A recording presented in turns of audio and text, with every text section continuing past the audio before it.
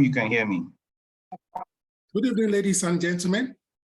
Thank you for joining us tonight for another exciting edition of HR Mentorship Learning Series.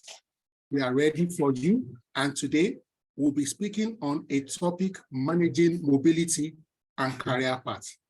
Managing mobility and career paths. Our facilitator for tonight is Mr. Ademola Shomorin, and I'll be introducing him in the next few minutes. All right. Mr. Ademola Shomorin is a certified HR professional with over a decade experience in the banking and financial technologies industry. Ademola has extensive experience in performance management, talent management, and change management. He consistently formulates initiatives that deliver value to organizations through strategic people management. Of course, you can check him out on LinkedIn at Ademola Shomorin. Please, let's show some love as we receive this evening Mr.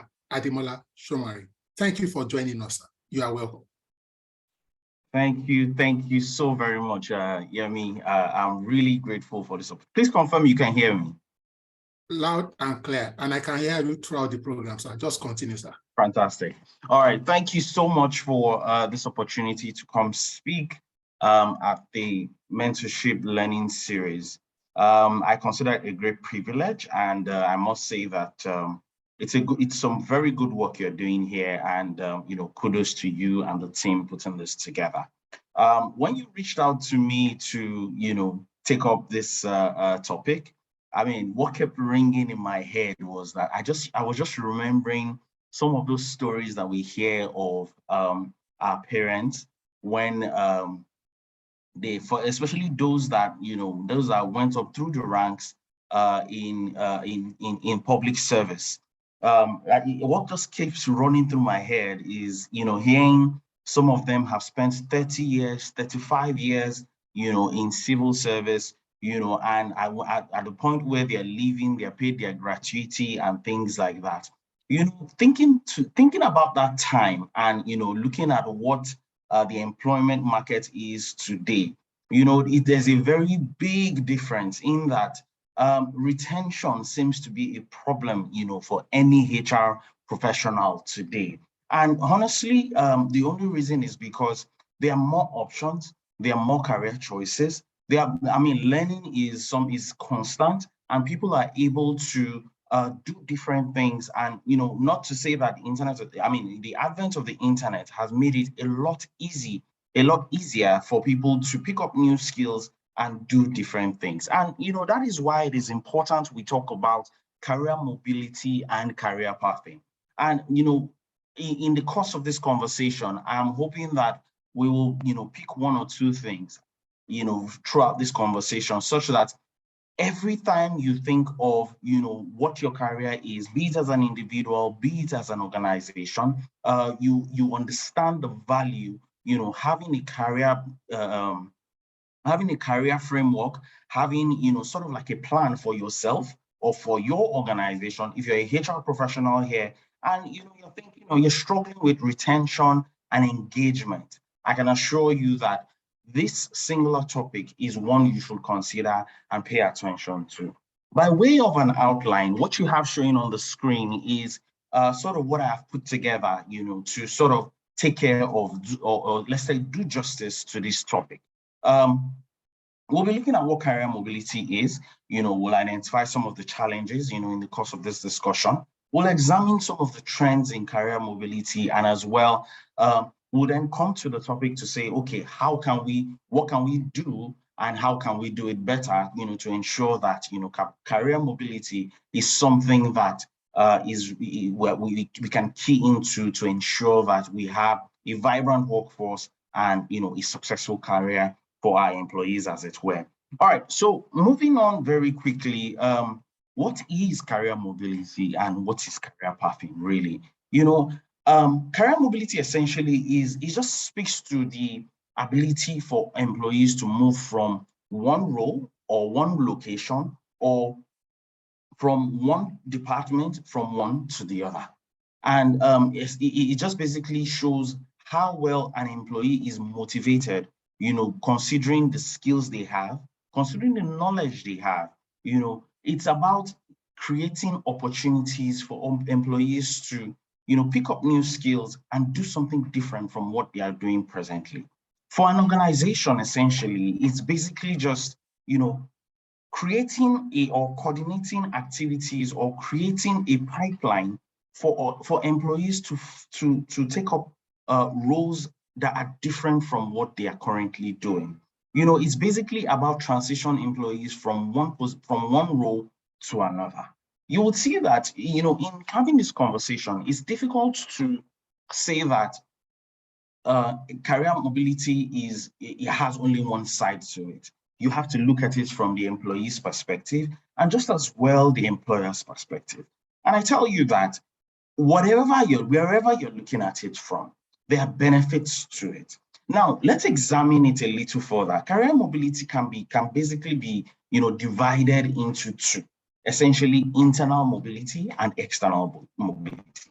Now, looking at career pathing essentially is, today, I am a HR officer, right? How do I transition into becoming a talent management expert? How do I move into being a HR VP? How do I transition being into an operations specialist? So what are those skills I need to pick up? What are those things I need to do to ensure that I am able to move from one role to the other? Yes, you might say that, okay, I will do well in my current role, I will get promoted and I will get into those roles. But there's a saying that preparedness, usually it's usually good to be prepared so that when the opportunity comes, you're able to key into it. What's wrong with you preparing yourselves by developing the skills that are required for that role that you have, that's above you? How about you start functioning in that role that is above your capacity? That is what career pathing is. In my opinion, I would say that career pathing is a subset of career mobility because it is how you move through the ranks, which essentially is what career mobility is. To take a deeper dive into this discussion, we'll examine what internal and external career mobility is. Essentially, internal mobility is, look, within an organization, how do people move from one role to the other? How do people move from one role to the other? Is it horizontally or vertically? Or is it, some might say that, okay, some people, and then nobody prays to, go down, but sometimes people go down down the ladder in their career. So essentially, internal career mobility is how an individual or what an organization does to move its employees from one level to the other, from one role to the other. It could be from one geographical location to another location. So it's not about promotion alone. It's not about or moving from this grade to that grade. It's about how you're moving into a higher role or moving into a role that is of interest to an individual. And you're moving into that role because it's enriching for you career-wise and you find fulfillment in that role. However, this internal mobility that we're talking about, definitely there's some drawbacks to it. It creates gaps in terms of, recruitment. It means that if this person has to move from one role to the other, the person creates a gap, then you have to recruit, to fill up that gap. However, it does not mean that if there are opportunities for people to move into higher roles, it sort of creates some form of succession for each individual. So these are just some things about internal mobility. Looking at external mobility. External mobility basically means employees are moving from one organization to another organization. So that is, in this period of people jackpotting and people moving from one job to the other, you begin to realize that that is essentially the definition of external mobility. And the benefits therein really are to the organization, you're getting fresh perspective, you're getting fresh ideas from these individuals who are coming from a different organization and bringing, in some instances, they bring in fresh ideas, fresh perspective, new ways of doing things, from different angles, from different organizations, from different experiences. Unless, unless there's a recruitment error, you should get value from an employee who you bring in via external mobility. For an individual, the benefits therein really is you have a wider range of experience. You have a larger skill set because you have experienced, whatever role you are, you have experience from one organization to the other. You're taking that experience to another one. If there are opportunities for you to recreate what you've done previously, your experience has given you that. You get to experience different cultures, different environments, increase your value in terms of how how you're placed in the market. However, like with everything else, the downside is once that employee leaves, you have to fill that employee, the time it takes to recruit and all of those things. It sort of creates it sort of cuts continuity and stability within any organization. So those are just some of the downsides to external mobility. By way of, to ensure that everybody's on the same page, we're talking about career mobility, and we've examined internal and external mobility, the pros and the cons. And to take this forward, by way of benefits of this, I'll just quickly allow us to look at some of the statistics that relate to mobility, career mobility. Now, according to data from LinkedIn, we see that 3.5% employees when employees move within their organization, they have a 3.5 times chance of being engaged, right? Now, you will see that also, a research by PayJob also tells us that, employees who are given stretch assignments or they move into a new role, they have a 30% chance, or rather their engagement is higher by 30%, right?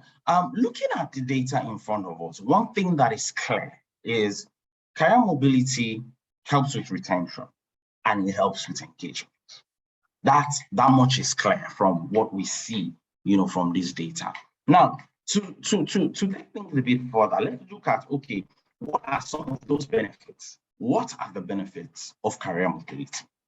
Career mobility increases retention and engagement. I think we have established that already.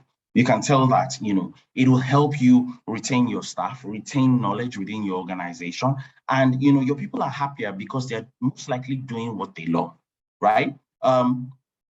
And when people are doing what they love, they will tend to stay longer in an organization. Even though, that's arguable that people move into new roles because they're trying to position themselves in the market. But the truth is, as an organization, you would get value while they're positioned. So that's one of the beauties of career mobility. Now, when these employees are within the organization, they're doing what they love, they're delivering value to the organization, you can be rest assured that as an organization, the organization is going to perform better because you have people who are self-motivated. You have people who are willing to go above and beyond to, one, equip themselves, and as well, ensure that they achieve success in their careers. Naturally, that would translate into, increased productivity. They'll be more dedicated to whatever it is they are doing, and it becomes that goes into the success of the organization. Now, so the other thing that career mobility does for an organization is it helps you maintain your culture. Okay, so this one is a two-sided coin in that if you have a bad culture, you're going to maintain your bad culture. But if you've built, structures around your culture, you've built a good culture, you found a way to motivate your people, and your people understand what your organization is about, you can be sure that anybody coming into the organization, they understand what goes on within the organization. So keeping our focus on good culture, we could say that career mobility will help you retain your people who already understand the culture within the organization, who understand, where all the parts fit, and they're able to lead others into, shaping them into that culture that you desire, and as well, providing guidance to new hires. So these are one of the advantages of, career mobility. Also, one thing that we can also see is that it's future-proof. It guarantees the future of your organization. It guarantees the future of your product. It guarantees the future, the profitability of your organization. So this helps. This, career mobility actually helps to guarantee the future of your organization. It also improves your employer brand. Now, what I mean by this is, naturally, everybody wants to gravitate to, the only reason why people want to go to the likes of, the big four consulting firms, in the world today, the likes of the KPMGs, the PwCs, the reason why people want to go there is because of the value they believe that they will get if they go into those organizations. One, the value. Two, a lot of people have spoken good things about them, how they train their people, how, they're giving a different perspective, to the way, to the world of work. So everybody would naturally gravitate in that direction. If within any organization, there is a structured framework within which people can grow in their careers as individuals, definitely word will get out into the job market that, look, this employer is a good one, go there. So you can be sure that you will, as an organization, you will not struggle to attract candidates because, word of mouth is already doing that for you. You're attracting people by, creating things like this. And ultimately, career mobility will help you reduce your cost. It will reduce your cost of recruitment. If you're able to move, so say, for example, someone in a senior role, say a group head or a team lead resigns today, the natural thing is you want to find somebody in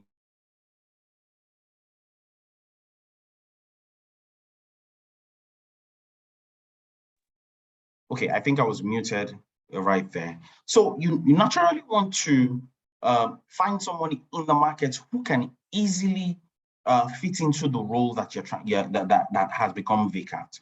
If you're going to bring someone from outside, of course, you're going to, advertise the role.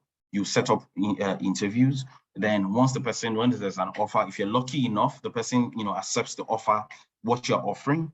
There's a notice period where he has to serve. Give or take about 2 months is gone. And in that time, the organization is losing value.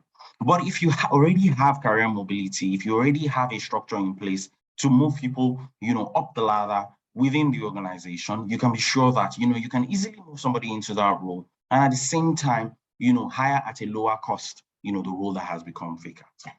All right, so these are some of the benefits of career mobility. I hope I'm still with everyone so far.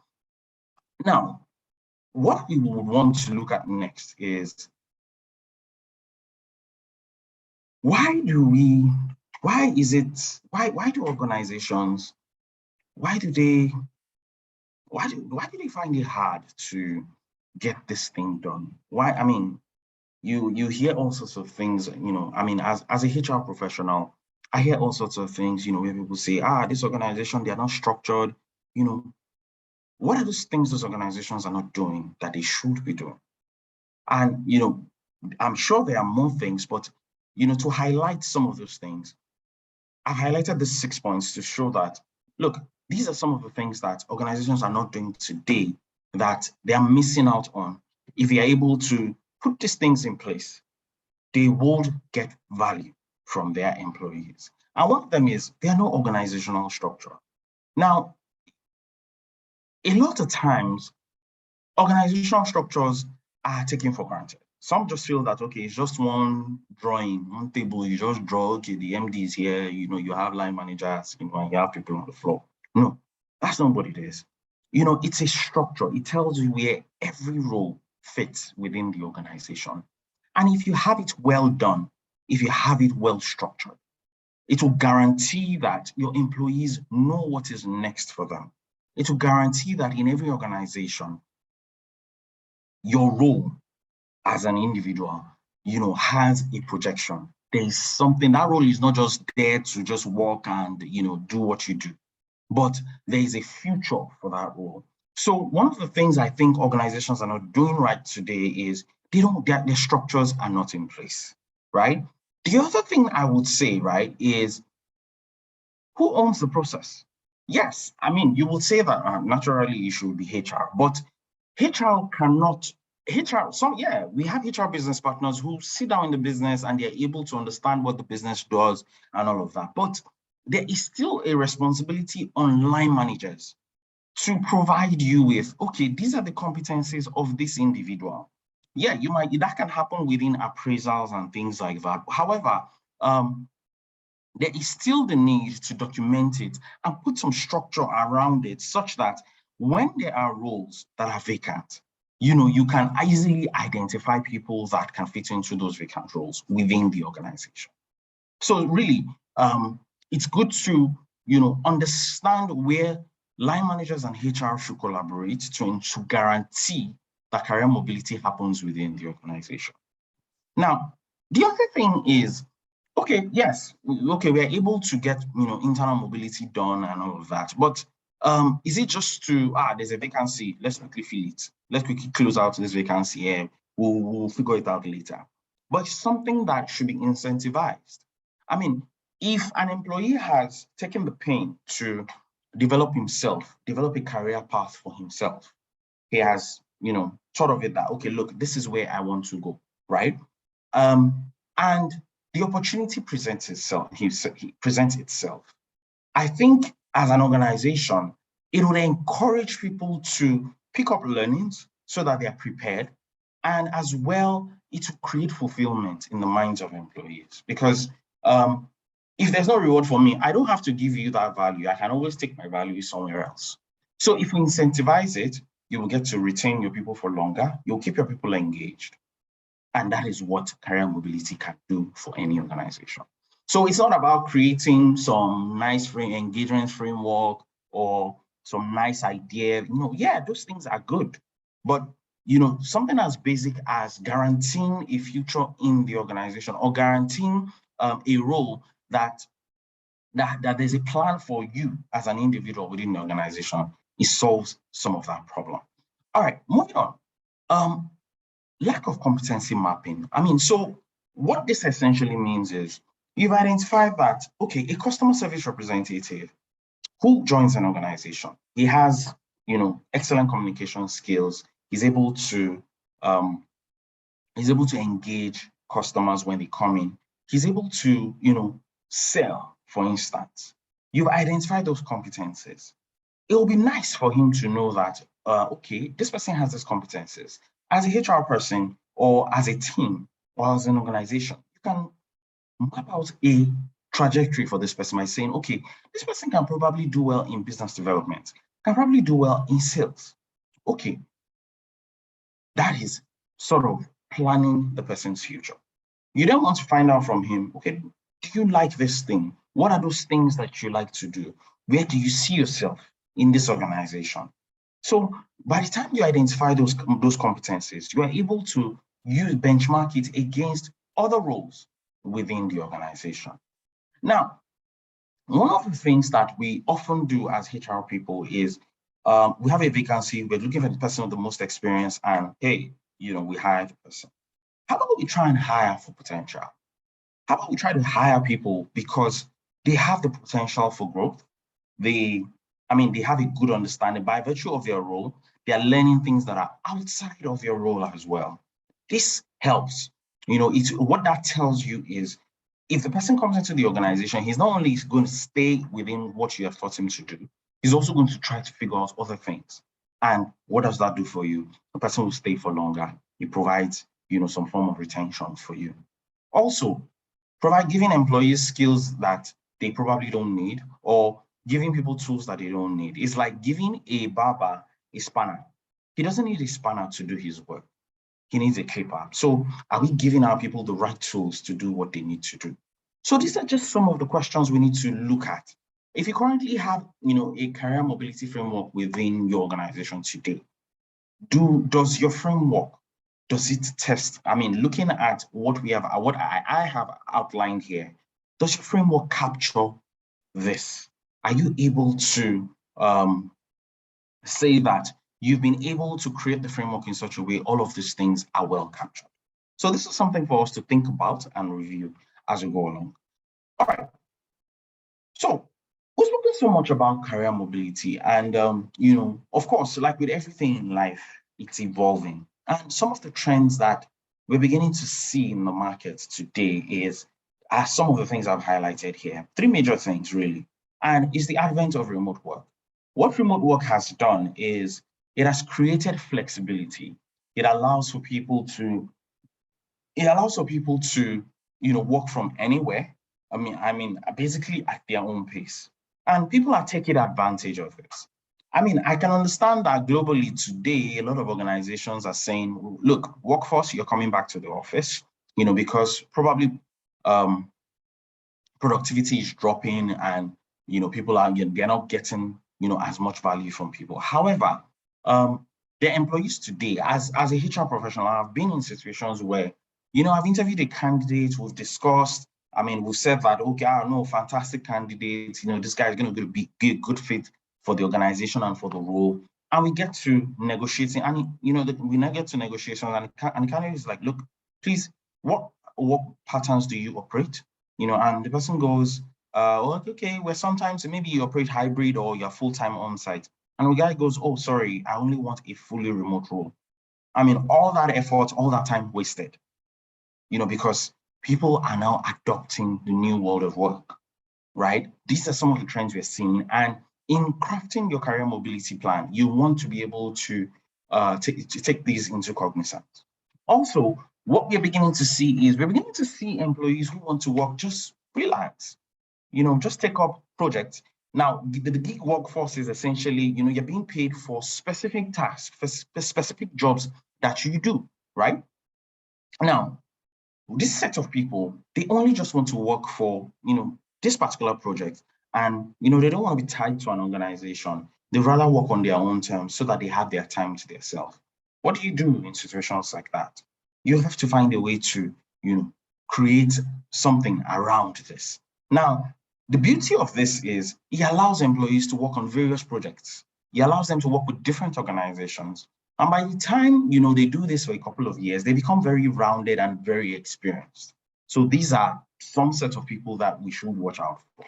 Now, also, today, you have people who are, software engineers, and they did not go through any formal school. They probably learned from watching YouTube or picking up a skill, or just talking to somebody or just shadowing somebody. There are more learning opportunities today, and people are picking them up. So as an organization, you must be resilient in ensuring that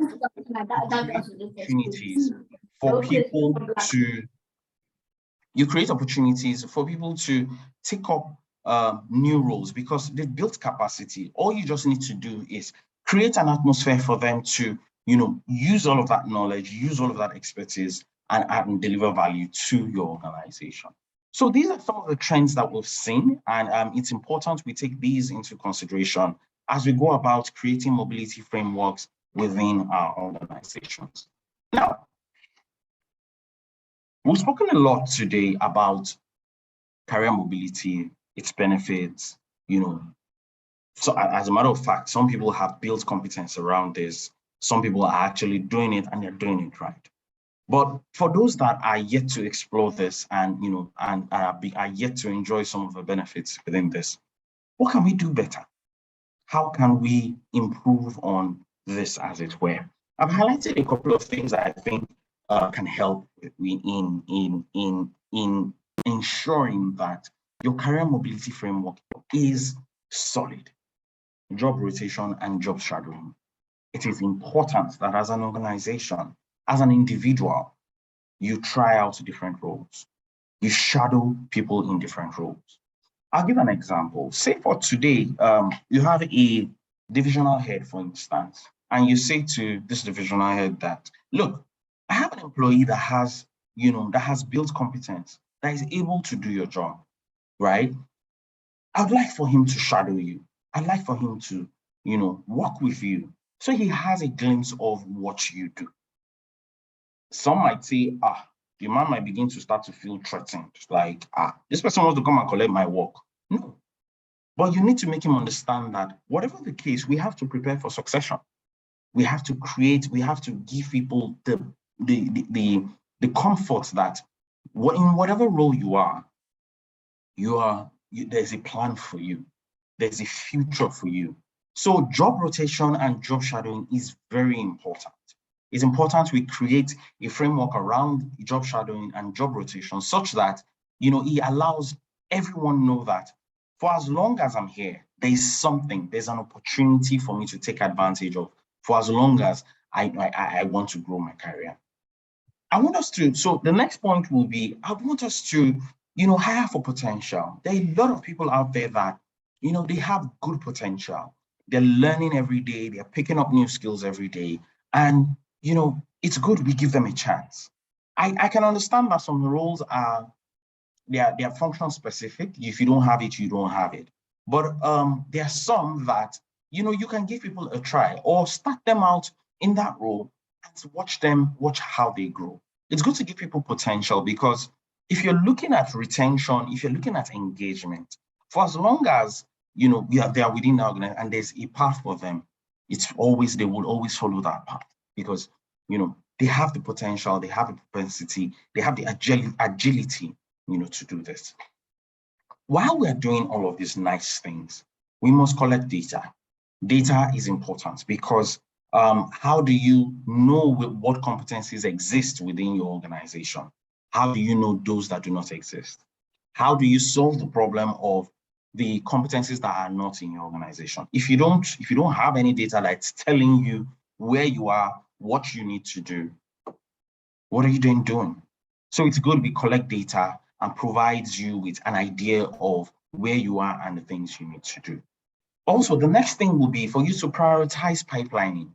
Pipelining is important because you in every organization, you have to think of succession. You have to think of how people are going to grow. If vacancies are if roles are suddenly open, how do you solve that problem? So prioritizing pipelining is important. Just as well, you must institutionalize career mobility. Now, I'll tell a short story. I remember when I was starting out in my career, I started out in a frontline role where I was customer facing, back then in the banks. And I always knew I wanted to, work in HR. And in every appraisal, in every opportunity I got, I always said I wanted to move to the HR team of the bank. Now, fate had it that a couple of years down the line, I got moved into HR. But before that move happened, my line manager at the time would say that, no, you can't go immediately. We have to hire somebody new. You will train the person, then you hand over to that person before you can move into wherever you're going. Now, for me, in my head, I'm like, what's going on? There are other people that can train this person. I mean, let me go. Do you understand? But the point is, line managers will always say that because to them, what you're trying to do is a disruption to their own objectives. Line managers would always see it as, look, don't come and scatter my team. This is my best hand. This is my star talent. You want to take my talent from me. But the minute you institutionalize it, you make sure that, look, nobody must be stuck in one role. Have open conversations about career mobility. Let line managers be the drivers of it. Let line managers be the ones suggesting that, look, this guy is very good in this role. I'm sure he will fit into this. Consider him, let him do some job shadowing, let him go work in that unit for some time to see how well he does, right? Line managers, it should get to that point where line managers are able to release their team members, knowing that those guys are going to do so well. Now, you might say that, are we now like a football team that just trains people and they release them into the market? No. But the point is, you must be able to, create a pipeline, create an organization where you're building talent and you're able to fill all of those roles. Now, the last thing on my slide here is we must find a way to celebrate mobility. When someone moves from one role to another within the organization, it's important to celebrate them. It will encourage people to follow that footsteps without fear of, is my line manager going to allow me go? Or what are people going? What are my colleagues going to say? We should celebrate it, where possible, incentivize it. But if it's a higher role, there's nothing wrong with promoting the person. If it's a role that's lateral, give a shout out to the person so that others will see that this is something the organization is intentional about. All right. So, by way of suggestion, I put out these 4 points so that in everything that we're doing, we can, if this is something that is new to you, if it's something you have not thought about, these are some of the ideas that you can use to drive career mobility within your organization. I already spoke about job rotation and job shadowing.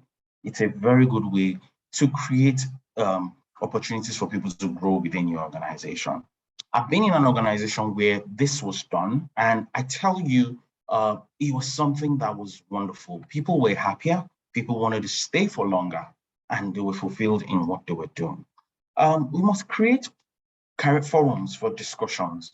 You must create room for people to be able to come talk about what they do. You must be able to come talk about some of these things. So create a forum for people to discuss their career objectives. Those that are not happy in their current roles, they are able to come talk about what the issues are. And as HR, you're able to solve some of those problems. If you need to take that person out of that role, that is an opportunity for you to do that. So create forum for people to talk to you about their careers. True, you could set up, sessions, you could set up mentorship sessions, you could set up internships, you could set up all sorts of, different things that will help drive career mobility. Foster a culture of learning. Now, in this instance, when I say learning, it doesn't just mean sending people on training or just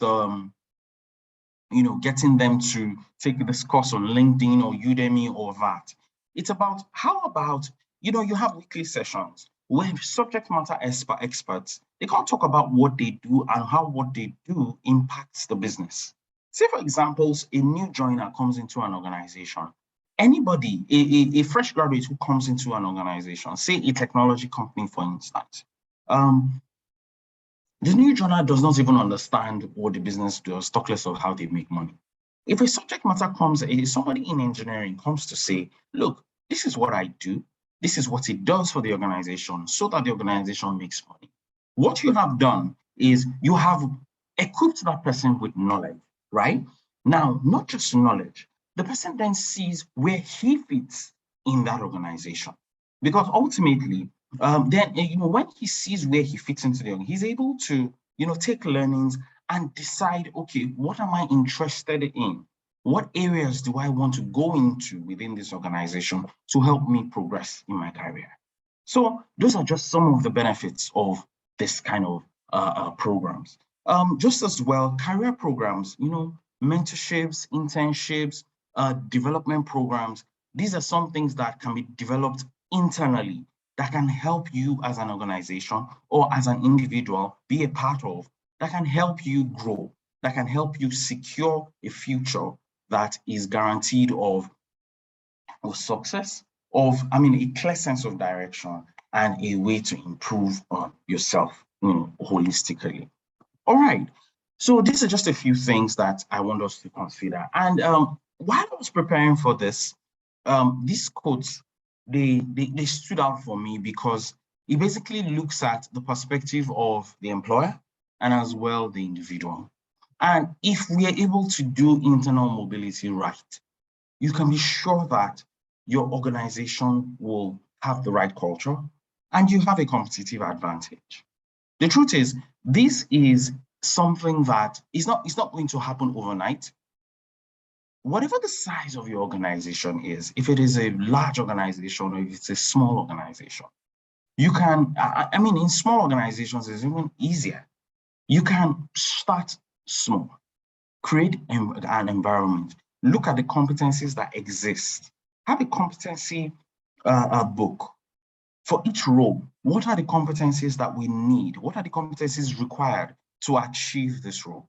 So once you outline that, look at roles that require the same competencies, and you can easily create a map for each individual, for each role, right? Once you have that in place, that would give you a competitive advantage as an organization. And as an individual, what are the skills you have now? What are the skills you require to take you to the next step? What are those things that you need to do, right? What are the things that you require? What are the skills you need to develop? What are the learnings you need to get to take you to the next level of your career? One thing I've noticed as a professional from my experience is a lot of people are not sure. A lot of individuals are not clear about what direction, you're going. I mean, a lot of people just want to get a job, move on. Oh, I have a job, which keep going. But it's not about just getting a job. In that job or in that role that you have gotten, what is the future for you there? Where are you going? And if you want to look back and say you have tried everything possible, do you want to look back at your career and say you have done everything that is doable? Do you want to say that, okay, look, I have tried this, I have gained competence in this, and I'm able to do 1, 2, 3 things. Today, a lot of people are building careers, they're building dual careers for themselves.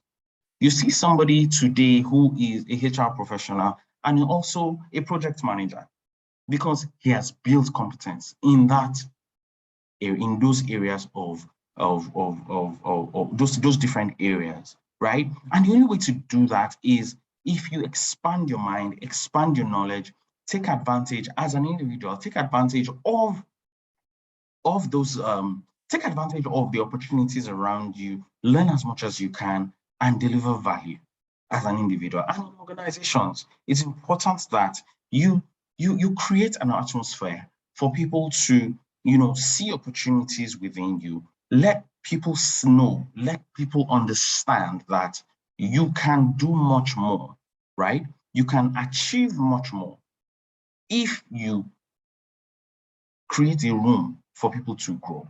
And so this pretty much brings us to the end of, my presentation. These are the references, in putting this together. Thank you so very much for listening. I hope you've been able to take 1 or 2 things away from this discussion. I will take questions now, if there are any. Thank you so very much for listening. Thank you so much, Ademola, for that wonderful presentation. That was excellent. Thank you so much, Mr. Shomari. That was well delivered. There are plenty of questions that I already have for you, and I know people also have questions for you. So what I will do is that I will begin to drop the questions in the chat box for you, and you can respond based on your preference. You don't have to respond in order of how I drop the questions. Ladies and gentlemen, if you also have questions, you may want to raise your hands, we'll recognize you, and you may also want to drop it in the chat box. I've already dropped 2, but let me bring one question to you via voice. I don't know if you've ever experienced an organization where they have what we call cap or ceiling. So maybe, let me use an example. Maybe HRBP is a level 4 to 5. Okay. Level 1, level 2 is higher than 1, 3 higher than 2, 4 to 5. Meanwhile, maybe there's still level 6, 7, 8, 9. But as HRBP, you can only be a 4 or a 5. When you get to a 5, there's a ceiling. So except you change your role, you can be there for 20 years. Okay. What advice would you give to an HR who works in an organization that operates? So there are certain roles that are 1 to 2, some are 2 to 3, some are 4 to 5, some are 6 to 5. What kind of advice will you give to an HR working in this type of space? Okay, so if I just to be clear, I got the as in the question is correct. I got the question correctly. Yes.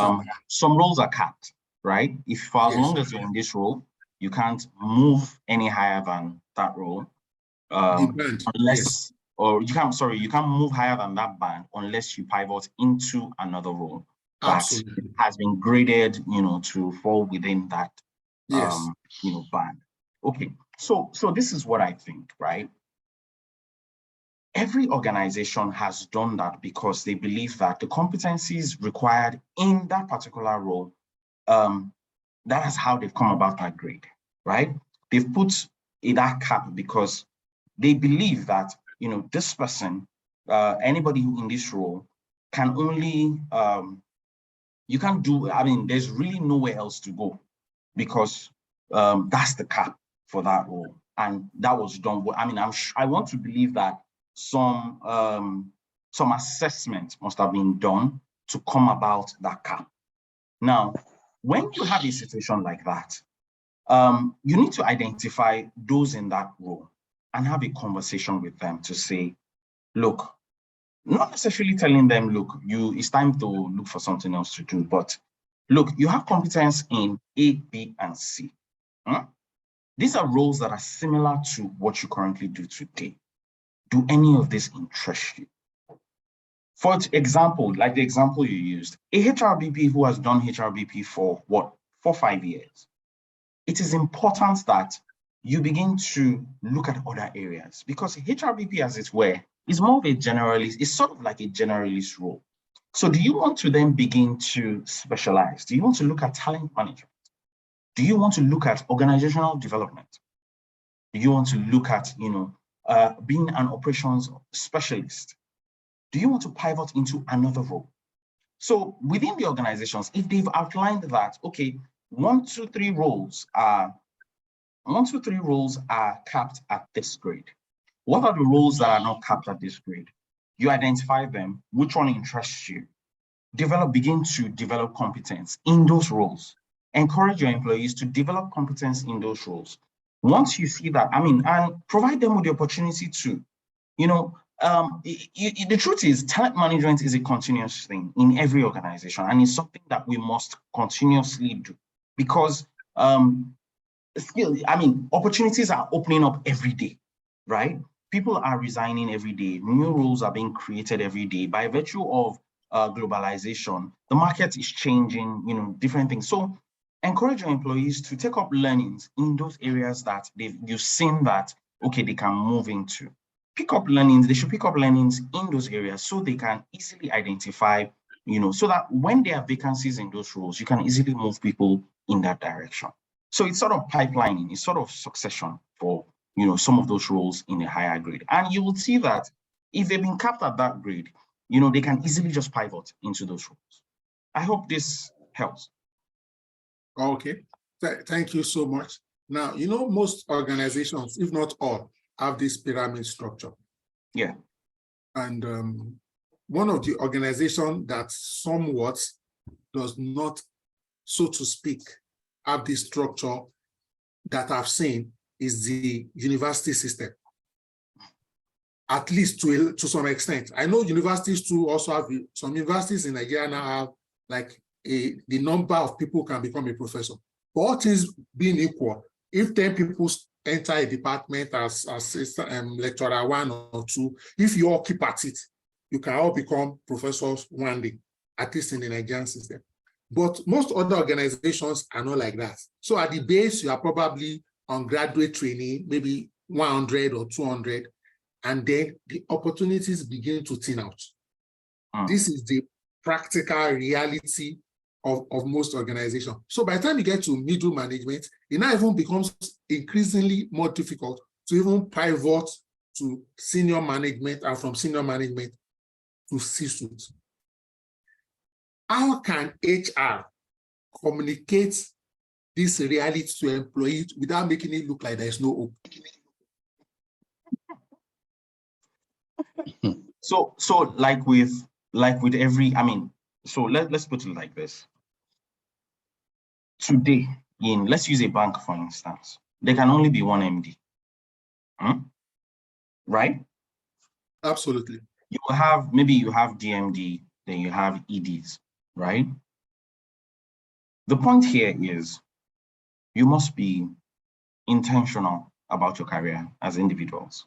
And as an organization, as HR professionals, we must create opportunities for people to realize that you must be intentional about your career.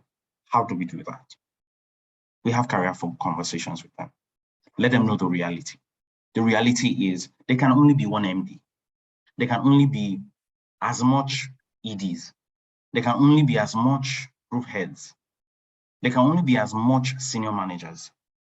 So if you want to get into those roles, you must stand out. And to stand out, you must show capacity to level up. You must show capacity to move into higher roles. Yeah, as graduate training, I remember joining, joining the financial institutions. We all entered at ET. But you begin to see that some people are moving a lot faster than you are, because guess what? They are picking up learnings. They are exposing themselves to different things. They are getting certifications. They're getting their masters. They're moving up. They're moving higher in their career. And it's only, any functional HR will identify those people and sort of pipeline them, sort of prepare them, for leadership. So we're not saying that all the others will be weeded out. We're not saying that we're going to send everybody away, but it's only the best of the pack we're going to pick. And so we're saying if everybody's intentional about their career, of course, it's not everybody that is going to remain within the organization. That is the honest truth. So you need to decide for yourself, what is your journey going to be? How are you going to create your career in such a way that you don't feel stagnant at any point in time? One mistake a lot of people make is we get a job and we just remain there. So we must be intentional about our careers. HR must come to the table at every point in time and let people know that, look, these are the opportunities available. When there are opportunities, we'll look internally first at people who can do these roles. If we do not find anybody, yes, we could go outside. But you must develop yourself, you must prepare yourself. HR can have that conversation, prepare those learnings for them, and create opportunities for people to grow. That's how, in my opinion, I think we can solve some of those problems.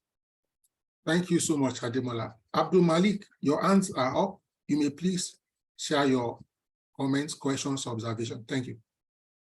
Yeah, thank you, Mr. Adeosun and Mr. Ademola Shumori. Brilliant presentation. Honestly, you have contributed to the knowledge of career mobility. So I think I would just want to talk on what you have just what we are discussing now about in public service. Maybe we call it stagnation. Mr. Adeosun, I don't know if I'm in the same part with you. We call it stagnation, that you cannot move more than this career. I think the solution, like you said, Mr. Ademola, is that you must be intentional about it as you're coming in. But I think strongly, because I have this public service experience.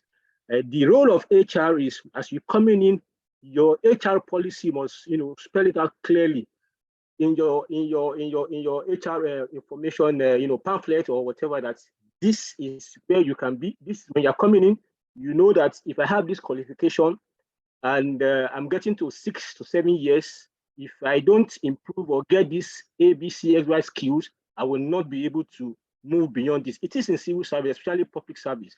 And I'll give you a clear example. If you're coming into public service now, with your BSc, you can become a PAMSEC. With your BSc, you can become a DG, if it is your line. But if you are coming with HND, you know that as I'm coming to HND, by the time I get to M2, M3, I need to quickly go and do my, to get, they call it executive position, so that I can get into administrative position. Probably you get your PGD or you get your, MS, your master's, then you are on your right path, then you can become anything. But if you, like you said, some people will get into employment and they don't improve themselves, they don't get to do anything, and time is going. And you just see your colleague moving on because they're on the right path at the beginning of the employment. So I think the right thing is for them to get, this, information at the beginning of their career. HR responsibility is to make it clear. Yes, you say we must have conversation. I think part of the conversation is communication too, to make it black and white. So as you're coming in, oh, this is what I'm coming in with. Then I must get prepared to get this so that I can, be at I can get to where I feel, or you plan for yourself as a career path. I think that is it. Thank you very much for that information. I think I enjoy it, and I'm always. You won't believe I'm connecting you from UK. I'm here for HR Masters, yeah, and I'm always enjoying Mr. Adeosun. I hope when I come to Nigeria, I should be in Nigeria briefly. I'd like to link up with you. We have a lot to do. Thank you very much. Thank you so much. Thank you so much, Dr. Malik. Thank you. You're spot on. You're spot on. HR should make it clear. I mean, so there's a moral duty for HR for HR teams to, outline what the journey should be for each employee, so that they do not just, come in and there's no direction or anything like that. Thank you so much. There's a question here which I'll just take quickly. What role do managers play in driving employee mobility, and how can organizations ensure managers actively support and promote employee career development? Like I said in the slides, and when I was sharing the slides, when you incentivize managers, when you make it like a KPI, so one, you can incentivize managers, for career mobility, right? Let them know that, okay, if anybody leaves your team, it means that you're adding value, not just by doing your job, but also developing people that can take up higher responsibility. Incentivize them. Also, it could be a KPI for managers that can help, add some level of responsibility for them. When and it doesn't necessarily have to be a part of your appraisal. It could be an additional point. Say your appraisal is over 100. You have that, development, career development, or your team development as an additional 5 points that you can earn, for if you have, want to a certain number of people, move up, take a higher role within the organization, you get those extra points. So those are ways you can, get line managers involved. Just as well, you can train line managers on what career mobility is, so that as they interact with their team, as they build their team, they can queue people up, they can queue employees up, to take up higher responsibilities. So that would be my response to that. Thank you. Before we call it a night, any other questions or comments for our facilitator? Fantastic. Wasiu, you are recognized. Wasiu, please go ahead with your question, please, or comments or contributions. Okay, thank you very much. I really appreciate the presenter, and I must confess that I really enjoyed it. I am new to HR, just like the last speaker. I'm having my master's MSc in human resources in the United Kingdom. Also, I worked for over 14 years in taxation in Nigeria, in Lagos, to be precise. And you talk about the advantage and the importance of mobility, career mobility, and all that. I want to ask, is it possible for people like us that are new in HR, and I've had I have a fellowship in taxation, Data Institute of Taxation of Nigeria. Is it possible for somebody like us to combine HR responsibility and taxation together? Is this something that is practicable or that is achievable? Putting at the back of our mind that I'm not really, I don't have a first degree in what is it called, in HR. I only came to do human resources at the master's level, and you will understand that you might not be able to capture all the essence or what you need to know as far as human resources is concerned at that level. Is it possible for one to combine that together? That's my question. So thanks, Wasiu. So what I would say is this: the question really is not so much about combining the two. It's about, what are you passionate about? What are your motivations? Do you have a passion for human resources, or you enjoy working with taxation, or you're just trying to do this one? What's that thing we say? Will this one work? You're just trying your luck in any area, whichever one is going to work. The truth is, you need to decide, what are your objectives?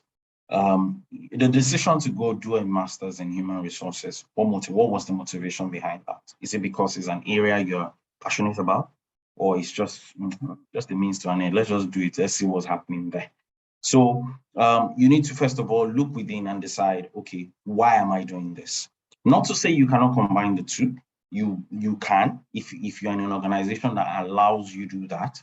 Of course, there are people who have dual career paths. For example, in other countries, you can have two jobs where you're doing one part-time, you're probably doing taxation part-time and you're doing human resources full-time, or vice versa. So I would not say that you shouldn't pursue both careers. I would just say that it's good you focus on that which you're passionate about, that which you have more experience in, that's which you are happy doing, and the other could be something you do on a part-time basis. Like for example, what Mr. Adeosun is doing today is not his full-time job. He's facilitating engagements. I mean, by the time he retires from his full-time job, he can start doing this full-time, organizing conferences, and it still pays him his money. So that's something for you to think about, Wasiu. Thank you so much. Okay, let me just quickly add to what our facilitator has brilliantly said. I also want to say that if you really like HR, there is one window in HR that cross-sects with taxation. That's compensation and benefits. So if you pitch, funny enough, that's one area I think talent is still not in surplus or in excess. I agree. All the reward managers or compound specialists I know, they don't stay too long on any job because other companies are always trying to poach them. So that's just like an intersection between HR and taxation. So you may also want to pay attention, because that way you will fit in quickly and your knowledge of taxation and accounting and benefits management may be able to propel you. Then you may also need to be humble, because sometimes your 14 years may not translate to 14 years for HR. Yeah. So are you humble to start maybe as a specialist or a supervisor and not necessarily as a manager, or just intern somewhere, try and do some, so to speak, freelance or support ad hoc jobs around that consultancy, and then you find your way into mainstream area. That is if the master's in HR is not a means to an end. And we understand. Yeah. We completely understand. If that is the situation, we understand. We'll quickly go to Olamide. Olamide, you please have the floor. Yes, good evening, everyone. Facilitator, thank you very much. It is really a wonderful session. I really pick a lot. So you talked about how HR might foster good culture and how they can foster good culture. It's not all about sending your staff for training outside. That's not all about fostering culture of learning. So what is it all about? Can you just recap what you talked about? But I need you to just expatiate, elaborate on it further, please. Thank you very much. Okay, so your network kind of went off a bit. I don't know if you could just take the question again very quickly. Let me recap on his behalf. Okay. I sort of got it, and I think he dropped a message in the chat box earlier. So he's just trying to say that you should kindly expatiate on what you mean by culture of learning, please. Okay, that's fine. So when we say a culture of learning, now, let me use an example, and which was what I used during while I was speaking. It's not until you send people to LBS or to some fancy training school, right? You could pick a subject within the organization. Say, for example, for the sake of this conversation, let's use agric, for instance, agriculture, for instance. Who are the players in the agricultural space? How does agriculture impact? How does it impact your business? Who are the players in the industry? So today, I know that there's some banks that have specialized desks that are focused on agriculture. So do you want to speak to somebody as an organization, depending on what your objectives are? Do you want to speak to somebody in those banks to bring their experts, come and teach your people about it. What's in the value chain? What are those areas that businesses can key into, to propagate, agriculture? So that's learning in itself. So at that, what you have done there is you've expended almost next to nothing on cost of training. At the same time, you've equipped your people with learning. Now, what I also mean by a learning culture is even within an organization, you can have sessions, learning sessions where people come together. Somebody that works in IT, for instance, can come and talk to the accountants about what they do. Basically create an opportunity for people to share knowledge, for people to understand. So you'll realize that what that will do is people that have never thought of it, that, wait, this coding thing safe, I can do it now. It's not that simple, it's not that hard. You then begin to see people taking up learnings. I've seen where people who do not have any background in technology, they've become software engineers, and it's just because they tried. So it's because they tried, and the organization they were in provided them the opportunity to do so. So what I'm saying is, it's not until you expend so much money, start within the organization. Do everybody in the organization understand what the organization is even doing? Do you understand the business of the organization? Do they understand what they're about? How does the business make money? So once everybody sees that there's always one learning or the other, there's always something to pick up. There's always, the organization is always creating an opportunity for you to learn. Excuse me. That becomes that's what I would describe as a culture of learning within the organization.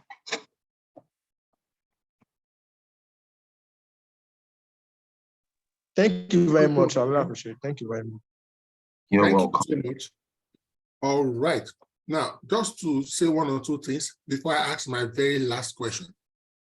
You see, again, there's this mindset of the typical Nigerian employee that if they don't go outside the organization for a training, it's not a training.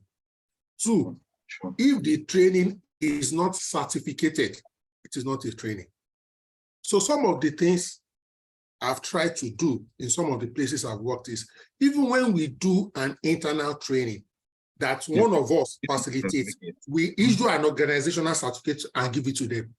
I see that just that small act, and it can be a 2-hour training, it doesn't have to be the whole day. That knowledge sharing session, we can even do an electronic digital certificate and send to all the participants.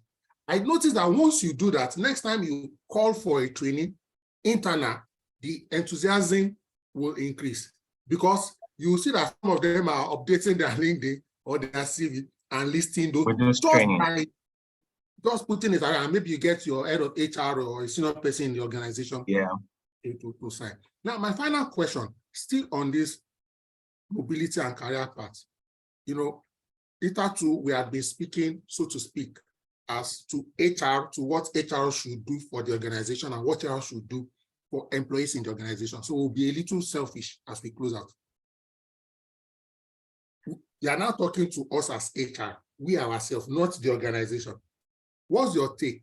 Should you stay in one place for long? I like the story you started with about how, our parents, other generation can be somewhere for donkey. What do you advocate?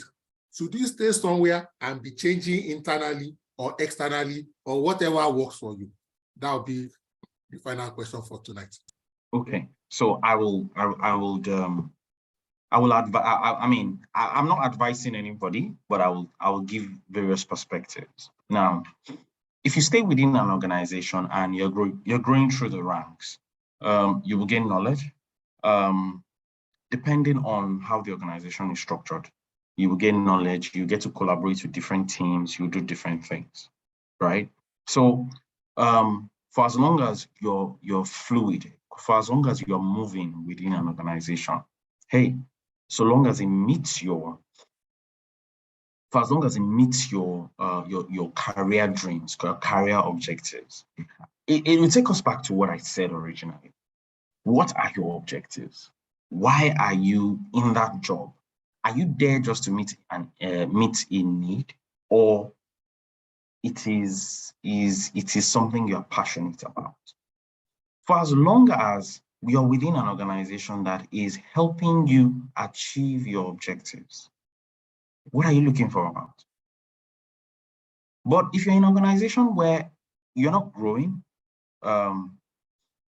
you're in one role, you're on the same spot, financially, you're not increasing, career-wise, you're not learning anything. Please, they did not plant you, you're not a tree that is planted and you must remain there. I'll use myself as an example. I was in an organization where I was doing the same thing over and over, year in, year out. Yeah, I got promoted, but I was doing the same thing year in, year out. God being my help, and thanks to some friends, I got introduced to one or two groups. I began to realize that, see, this HR that you say that you're doing, you don't even know nothing. What broke the camel's back for me was I now went for an interview and they were asking me some questions, and to God who made me, I could not answer. That was where I realized that, oh, so this HR, I think I have been practicing. I don't even know half of what's going on. Of course, it was imperative for me to move from that point. It's not enough for me to just learn. It's also good for me to experience, what it is. And hey, I moved. And trust me, that was one of the best decisions I made, because between then and now, I know all the things I've experienced. I know all the things I have learned. So you have to look at your situation. No one situation is the same. You must be able to identify what your needs are, determine if your needs are being met, and decide for yourself what your next steps are. So that's how I would answer that. Wow.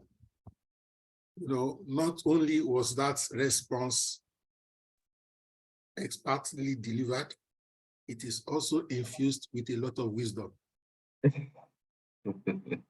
So that you won't quote him and say it was Oga Shomori that said I should go and resign, I should be jumping, and it was also the one that said I should stay. But that was beautiful. I like that. A lot of wisdom. And I'm sure whatever your scenario or situation is, you have gotten the right answer. You know what to do. I also like what you said as we wrap up tonight. You see, sometimes it is not only when you are looking for a job that you go and do interviews. Imagine if you didn't go for that particular assessment or opportunity to explore. Sometimes send your CV out. If you send it to 10 roles, how many will call you back? You sort of get a gauge of your weight in the marketplace. Okay, thank you so much for your humility. Again, I would like to appreciate you. We reached out to you. You availed us of your wisdom, of your time, of your experience. You spoke from your heart. The quality of the presentation is like we are paying you.